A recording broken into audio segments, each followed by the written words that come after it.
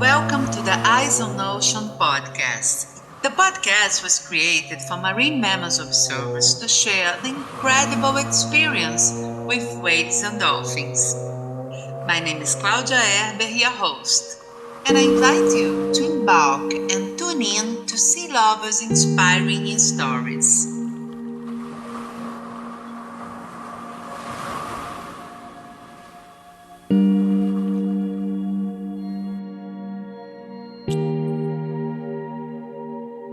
Hello everyone, today we are in Sicilia. We are attending the European Cetacean Society conference, and I get to know and be a roommate with Anne Carol Vallejo. And I am taking this nice opportunity to interview her, and we are touch. We are not doing the interview online, so this is a new and exciting experience. And now I will give her the microphone to tell a little bit where is she from and about her experience as a marine mammal expert. So thank you so much to accept my invitation. And please introduce yourself. Well, thank you. Good morning, everyone. Like Claudia said, thank you very much, Claudia, for your invitation. This is very exciting, and I'm really happy to be part of your program of podcasts, and very honored. So my name is Anne Carol Vallejo, or Vallejo. I am originally from Colombia. I was born there, but 22 years ago, I moved to Canada, and it's been an interesting road. I have had lots of experience. I have traveled a lot, but I guess that we will discuss in this throughout the interview on my experience as a marine mammal observer. For now, I can tell you that I always wanted to be a marine biologist since I remember, since very little. I dream on whales and dolphins. And I am very lucky that I am where I am, and I have achieved my dreams, and I'm still doing it. And I can see whales and dolphins. Oh my gosh, this woman is so inspiring. So tell me about your early days and how your career developed during this long time you are working as a marine mammal expert. Well, it's been challenging. I've been lost many times in my life trying to figure out what I want and where to go. Finding jobs has been challenging, and I guess that's why I am where I am, and I decided to do what I do, which is I created my own foundation. It's called R&E, Ocean Community Conservation, and you are all invited to take a look at it and what we do and who we are. But from the beginning, like I say, it's been challenging. You hear stories and where you can go in this field, what you can do. I have had many and plenty, and they have been all exciting, and you have learned a lot. Some of them have been tough process, but it's always good. So you learn and you grow. I have, with my experience, I have been in places that not a lot of people know or think of going. So I've been, for example, in Iceland. That was where I did my master's thesis. I've been in the Faroe Islands. I worked there, and it was an amazing time to learn so much from communities.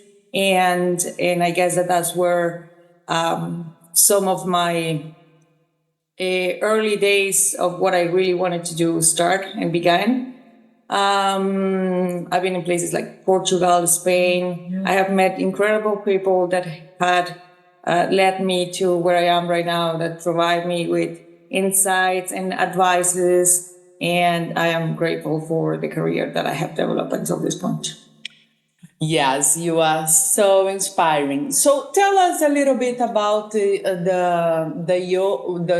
work you are doing now. Like, for example, about the presentation you done yesterday, which was great. Oh, thank you so much. So like I mentioned, I created a foundation about 5 years ago. It is a Canadian foundation, but I wanted to give back to my country, and I went back to Colombia, and we started a project over there. And it is mostly related to responsible whale watching and cetacean monitoring, but we expand into another species as well. And so the presentation was about empowering local communities into this area of science. We believe it's very important to engage with them and to involve them into what we do as a scientist.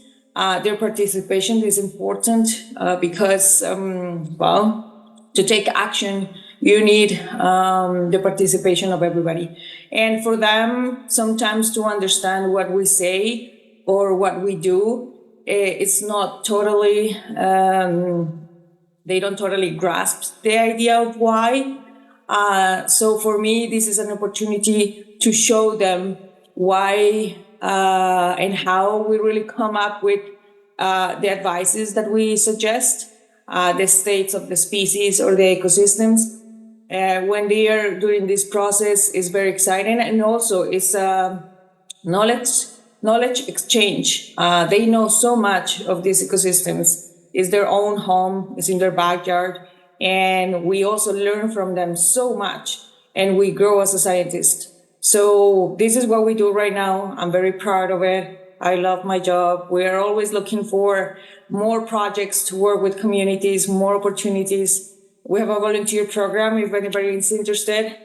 During the months of June, July, August, and September in Colombia.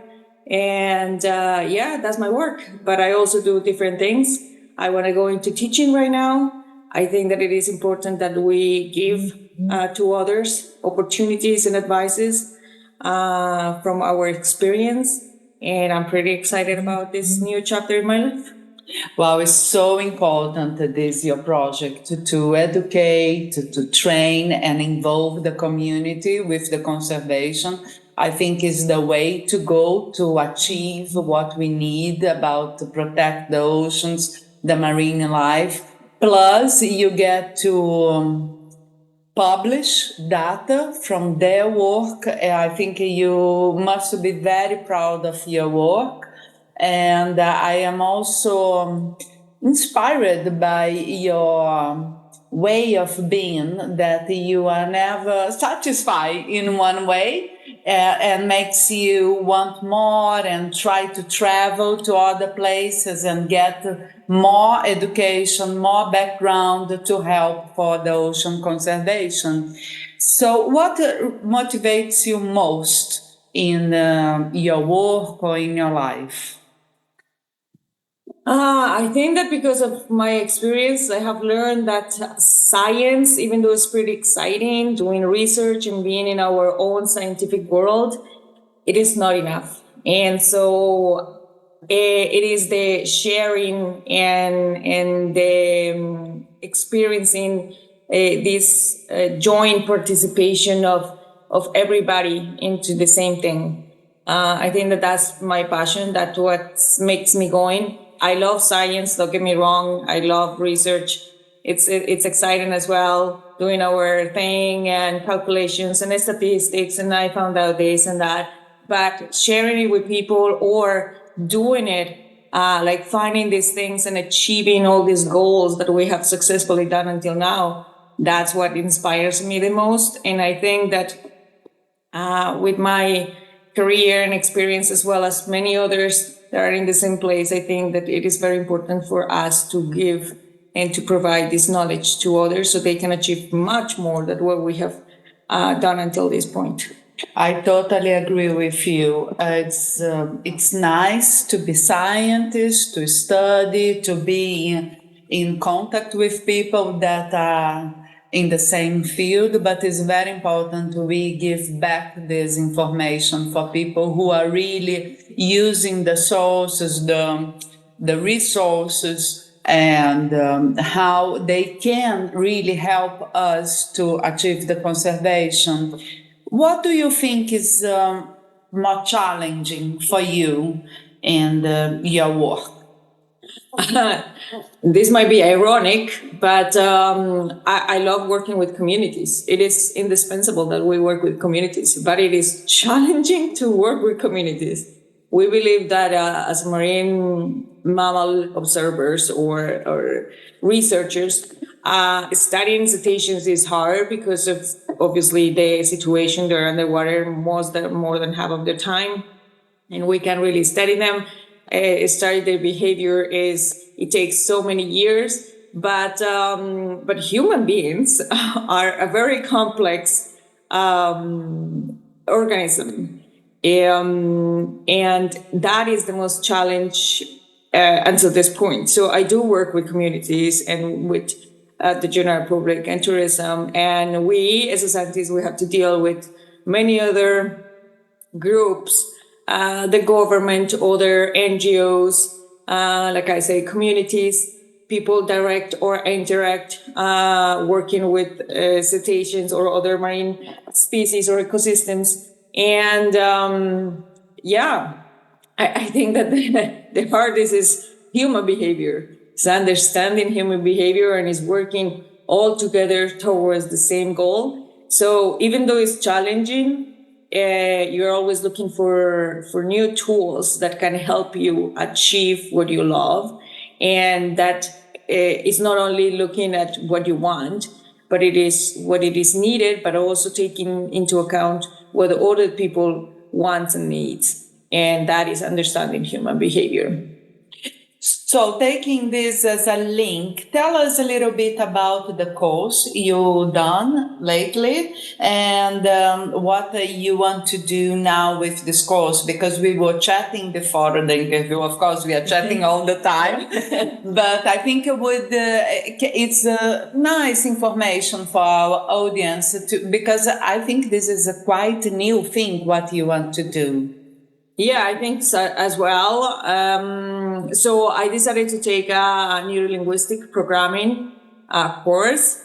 In this course, it provides you the tools to be able to pass your message so people can hear it and see it. And it goes beyond, like when we are at university nowadays, we learn how we need to speak the same language of the other person, right? So if you're a government, how do you speak to them? If it is the community which they are economically dependent on an activity, how you will be speaking to them. However, that is just the first phase that we encounter. But really, there is much more behind that. Is the behavior of each of the persons that you interact with. So this course that I would like to start teaching, it's regarding how to achieve marine conservation projects using neurolinguistic programming techniques. So it's just the tip of the iceberg, but these advices to the students will give them an insight on how maybe implement them when they're trying to pursue these projects and to achieve the goals that they have first set. So it's about understanding people again. In my process, I had to learn that I need also techniques in this case. So, for example, very little, just notice if a person is a visual person, an auditory person, or a kinesthetic person. And in that way, you start speaking their own language. So they will hear you or showing them so they will see you. This is something that maybe when we go into our work, we don't notice because we have our own mindset and we want to achieve a goal and everybody else needs to see that goal. But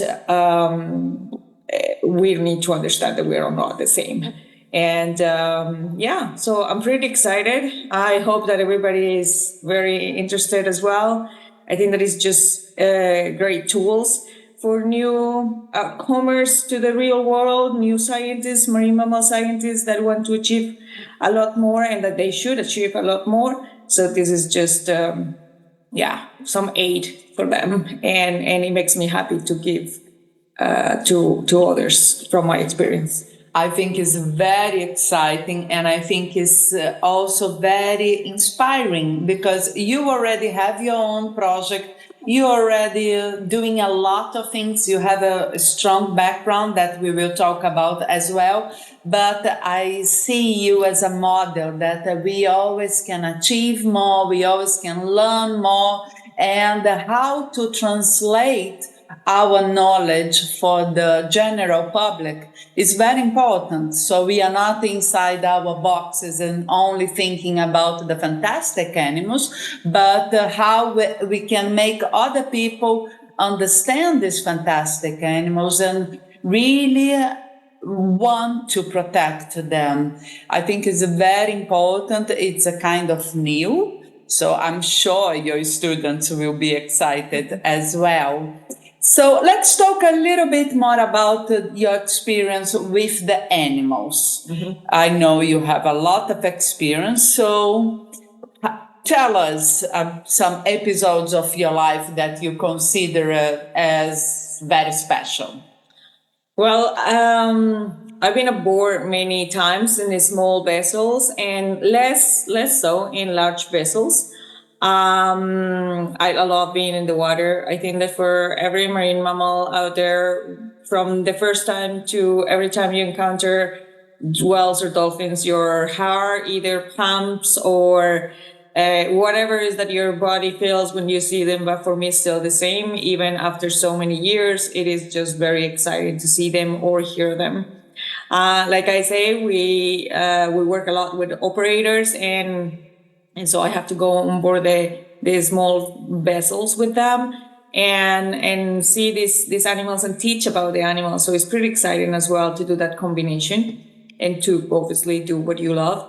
But I have had a recent experience, 2 years in a row, actually. So I was very lucky and I'm very grateful. I've been in Antarctica. This was an expedition with the Italian vessel Laura Bassi, and I was an MMO in there. And it was very inspiring. Even though I like to work with communities, I also like a space that is so white and pure and calm and transparent and special. It was very special. And it was one of the best things that I ever did. And I hope that I can repeat it again.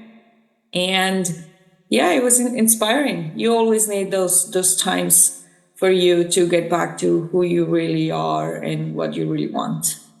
Amazing. I can imagine to be in Antarctica is a very special experience. So would you tell me that is your most exciting experience, this Antarctic trip? Yeah.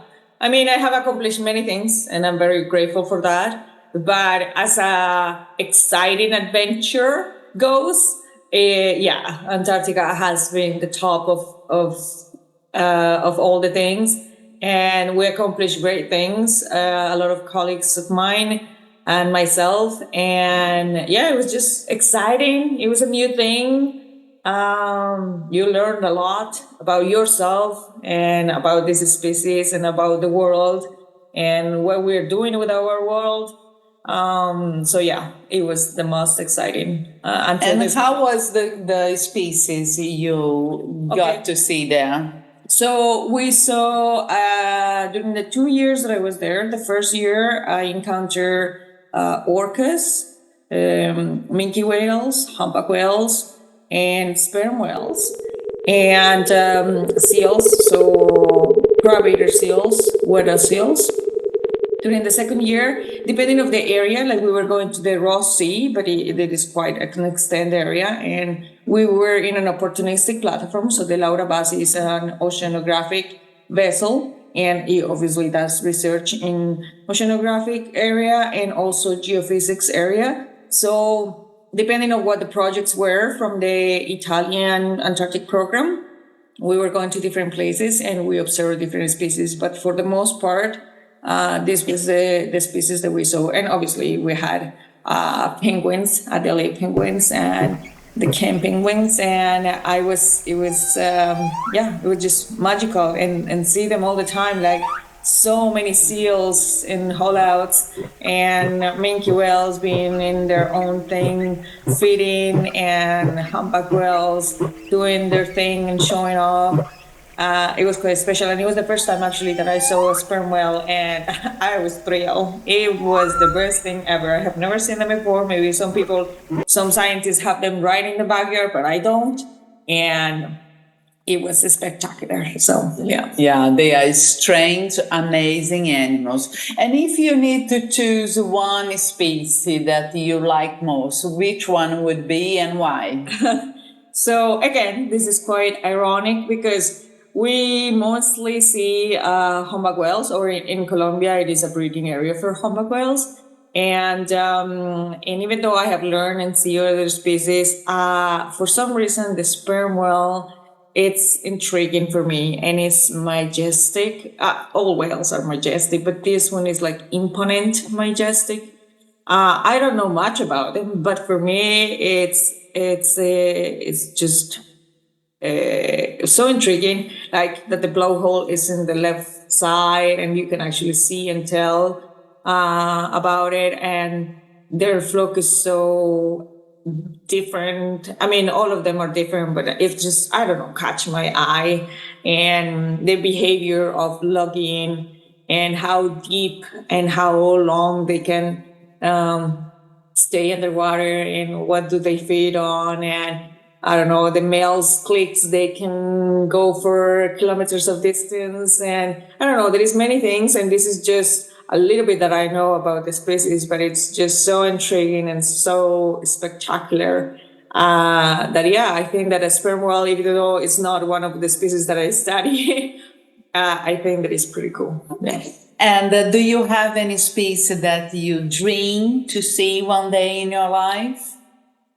Let's see. Well, I have seen from the most little ones, from porpoises in Iceland to blue whales in Iceland as well. Wow, blue whale. Yeah. It's my dream to see a blue whale. Yeah, so I have seen them. I have seen orcas. A lot of people really love orcas. Recently, we have seen fall orcas. Yes, there is one whale beaked whales. I haven't seen beaked whales, and it is exciting, like to see the teeth of the some of the beaked whales, and how interesting they also dive very deep and these kind of things, and they also breach and jump. So yeah, that's one species that I haven't seen that I would love to see. Yeah. Yeah, me too. I'm here because they have a very strange sound, so it would be a kind of amazing to see and to listen to them. If you think about your life at sea or working with the community or even as a director of a foundation, what would you describe as your most challenging experience? Well, when you are a director of a foundation, if you want the objectives that the foundation is, which is protection and care and conservation of the marine ecosystems, you leave behind a little. I'm trying to do it little by little, research, because the foundation starts growing and you need to be more in a director position. And so that means more administration and coordination and all this kind of things. So being in the field now, for me, it's, I mean, I can do it, but I let others do it, right? You delegate because now there is more projects, there is more things to do, and also because you want to give the opportunity to others to do it. So yes, I guess that at this point it's the challenge. It's moving forward for the benefit of the foundation and the objectives of what you really want, the objective. And take another lead in another role that maybe wasn't what you planned at the beginning, but now you're in it and you want to make it and you go through it. And I guess that's also why I want to start teaching, because it's another thing. It connects me to what my mission is here, another mission. And yeah, and keep learning on how to do administration of a foundation, because you don't go to university for administration, you go to university to learn about marine conservation and marine mammals. So yeah, that it is a challenge. Every day you have to deal with different things that you never thought about it before. But it's good. It's getting out of your comfort zone to learn. Yeah, go through difficult patches, of course, but then overcome them and keep going. And do you think being a woman makes things harder as a director, as a scientist? I have not noticed that much, but I guess like in Canada, things seem more equal. I have never had any disappointment because I was a woman. I have always felt like I always had an equal opportunity in every sense. However, I have felt a little bit of harassment in some of the jobs that I've been at. And obviously you see that if you're a woman, there is more advantage of, for example, operators taking you on the boat instead of male volunteers.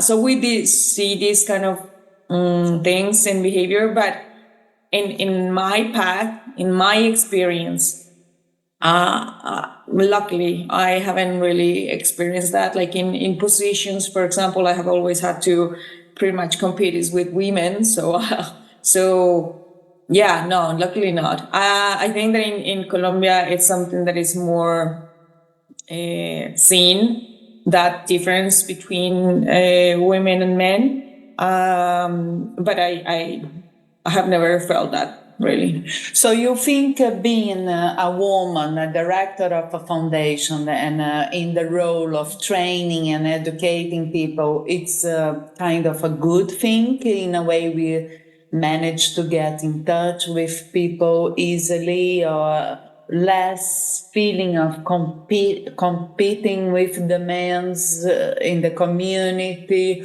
You think they take you like part of the community easily, or it's the same?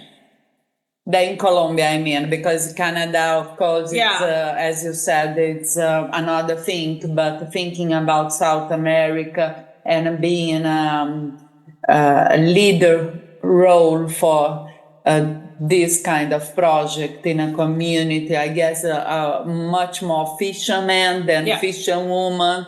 How you feel about that, being a woman in the leader role? Yeah.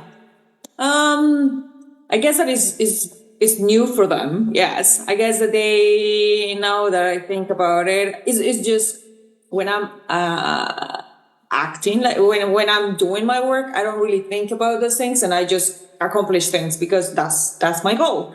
And I'm very open and very sincere and very transparent in my job.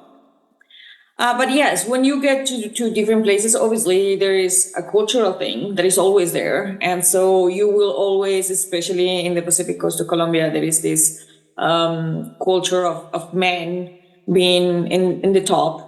But like I say, there are techniques, NLP, that I should have used before, but until now is that I know about them. That can achieve things. I mean, you need to understand so much more, like the background. This man leading doesn't come from now. It doesn't come from the men that you are working with. It comes from way before that. It's been a culture. It's been inside the lives of these people for generations. So yes, we need to change that. I don't see myself into a fighting position like you're a man and I'm a woman, then I'm better than you. I think that we are all good. We all have the same abilities. Yes, women can multitask, and that is a for sure thing that men can't multitask. But yeah, I don't put down people because I believe that everybody has abilities and everybody can do a good job if you do it with the goodness of your heart and if you're not hurting anybody or any place. So yeah, I don't I don't really compete with men feel or men. I try to work together. And yes, it is hard. And yes, we still live in that world. Um, but we're learning. We're learning how to deal with it.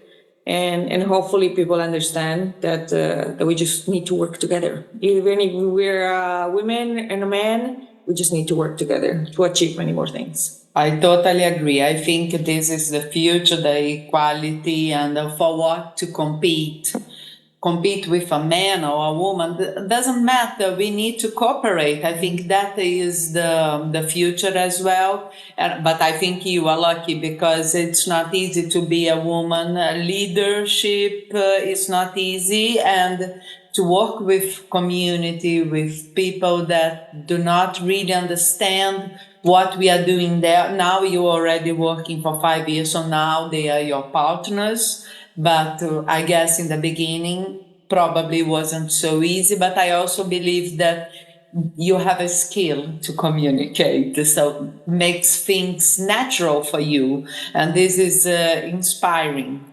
So let's change a bit the subject and tell me about what the sea represents for you.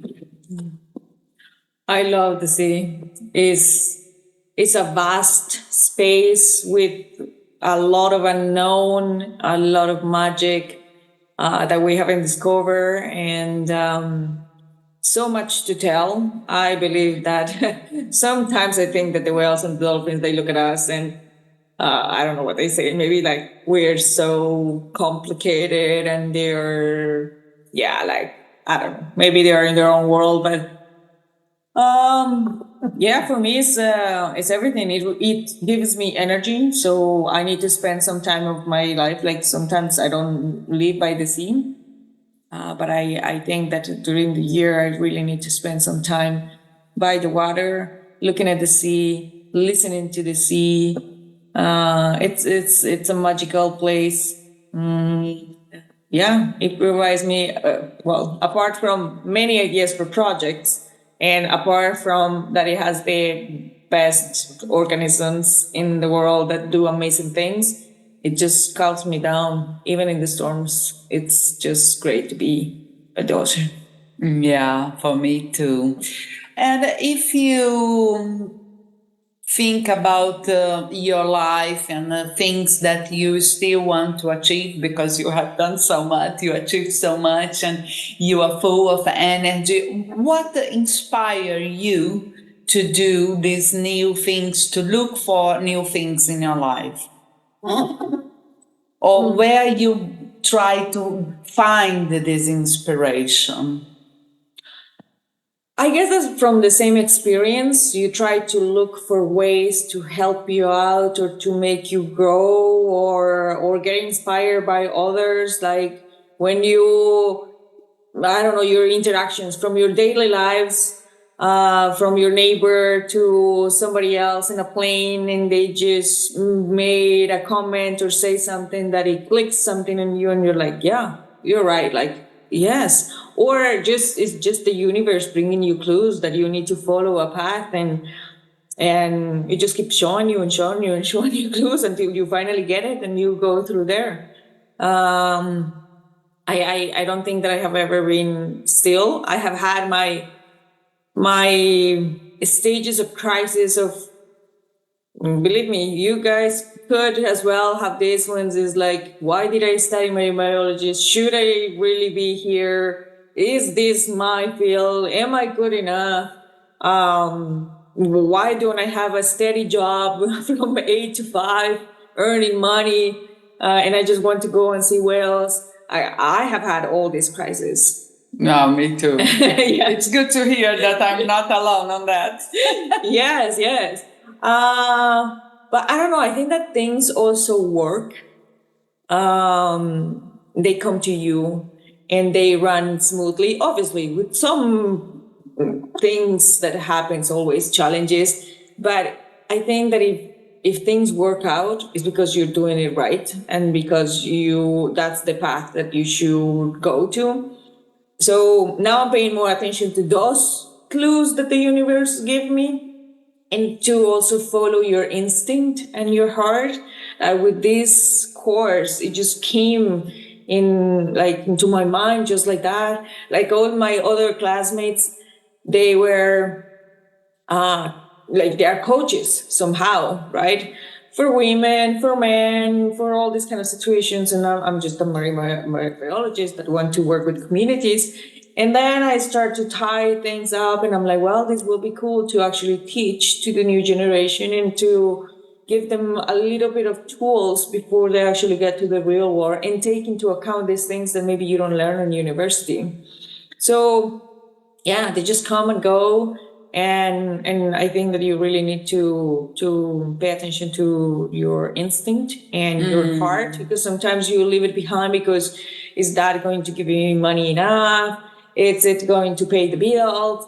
Is this and that? And maybe you let it go, but you shouldn't let it go. Would you say that you are not a person that planned your life? Or you are more adventurous and take the opportunities as they come? Do you think this is a kind of important for our field? I think I'm both. I'm a very control freak. I admit that, and I'm changing that. So I try to organize things as planned, but I'm letting now like trust in life, trust in who I am and in what I can do. And take opportunities. Like you should definitely take opportunities. I was the person that in university they say go on a vessel, and I was yes please, even though I have no idea what to do over there. So taking risks paid off. You most of the time you're scared because it's getting out of your comfort zone, and you really don't want to. Well, if we're comfortable in where we are, why should we get uncomfortable? But I think that it is important, and yeah, I think that I've been both. You learn not to control everything, but yes, it's good to plan, not being so crazy. Even though at this point in my life I am quite crazy. Yes, I totally agree. I think we should plan and we have idea what you want to achieve, but let life brings the new things and get out from the comfort zone is very important in our field. And also have courage. Take risks because we never know what will happen at sea or when you get a new job, when you start a foundation as you've done. And I think you need to be very brave to do what you've done with this foundation, which is a success story. And tell me a little bit more about the things that you achieve with the foundation. Well, we have only been 5 years, but every small thing, like at the beginning, I was like, oh, we're not accomplished this with the community and they don't want to do this and that. But then after the years, even when an operator say, hey, miss, you know that this operator went on top of the whales and he didn't listen to me and all that stuff, and you should talk to him. Like that for me was an accomplishment. He was like, oh my God, they are listening and now they know who I am. So yeah, I mean, it might not be as fast as I would have want to, but that is learning how to work with communities. But it is thrilling, those small things, so that the kids recognize you in the town and they're like, oh, can you please come to my class and give us a talk about whales or dolphins, or can I go with you guys and see some whales and dolphins, or one day I would like to be like you or a guide or something like that. So we might, in our time, I think that we have accomplished a lot because our community now trusts us, believe in us, and keeps working with us. And I hope to accomplish much more. We only have 6 years, and I think that we have built a very strong team, a very good face, like when people recognize us, who we are and what we do. And yeah, little by little, we have achieved many things. Yeah, it's very important to think. You think big, but you know you need to do little by little to achieve this big plan. So, what would be your advice, tips for this young audience that are listening to us to become a marine mammal expert or become a central point in their community to get the marine conservation? I will tell them to follow their heart and their dreams, to never give up, and to always take action. That's my advice. Even though it's scary most of the time, even though if you get downs, you just stand up and do it again. That's life. And if you go with you really love and your passion, you will achieve many, many things. I like this. Take action. It's very important. It's not only get the knowledge and work hard, but take action is very important nowadays. And for us women, also take the initiative. Don't be afraid to do something new as you done. And now changing totally again the subject. There is any music, a song that when you listen, you think about the sea, or when you are at sea, you listen to be totally in contact with the nature? I like diverse music, and I'm Latin, so Latin music makes me go for it. So let's see, when I'm at sea, when I'm doing the MMO work, I put that kind of music, but I also, like, it depends of the scenery and the mood that I'm in. Like sometimes quiet music, looking at the sea, or for example, being in Antarctica, it makes you reflect on many things and it helps you out. But at the same time, dancing salsa in Antarctica, that was pretty exciting. Exciting too. Like the people in the beach look at me like, you're a crazy woman dancing in Antarctica all by yourself. But yeah, it was cool. So I like that kind of music. I like very powerful music. So for example, from Sia, I don't know how to say it. Yeah, like especially like for women, that you can never give up, that you are powerful, these kind of things. It just makes me keep going and do my job and do it well. So yeah, I'm pretty open to diverse music. I like to learn, and for example, Brazilian music is very nice too. Yeah, I like to listen new music as well. I think it's so good for the brain.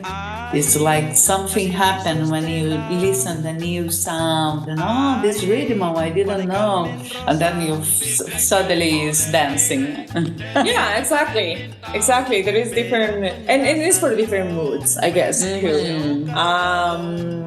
So yeah, pretty open to new things. Enjoy diverse, from hard rock to soft rock to music in Spanish, in Italian, in Portuguese, in any language. Yeah, I guess I actually, when I was in university, I had to have noise in the background to study. A lot of people, I need music to study as well. A lot of people, when they work or when they study, they need to be in totally quiet and silence. I can't. I just need to have something in the background. So music for me is something that is from morning to night.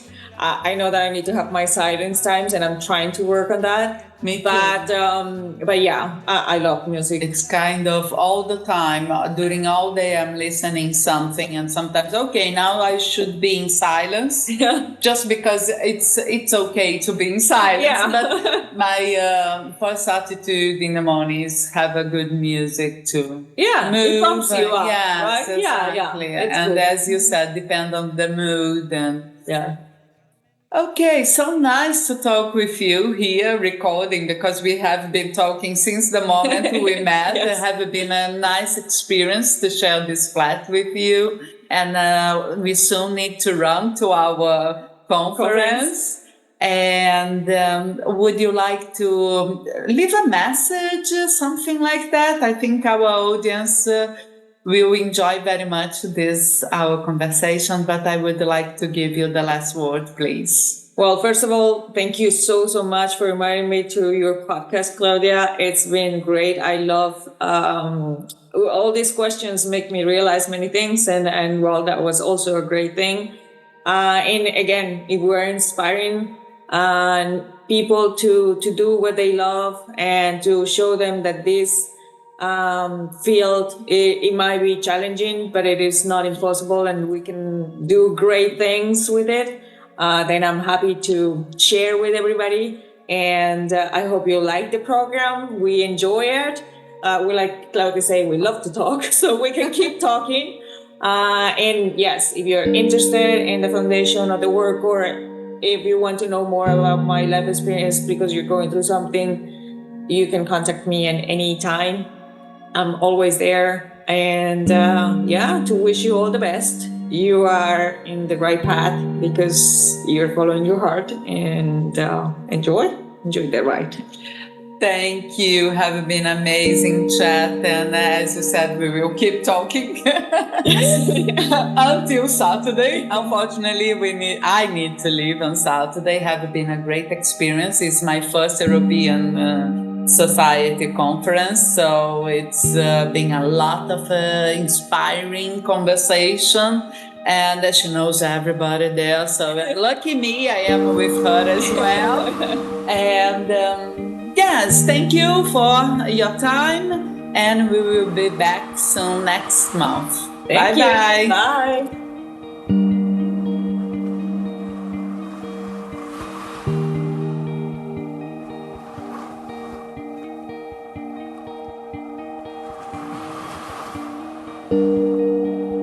Thank you for navigating this far with us. Keep your eyes on ocean and ears open. Every 24, there is a new episode online.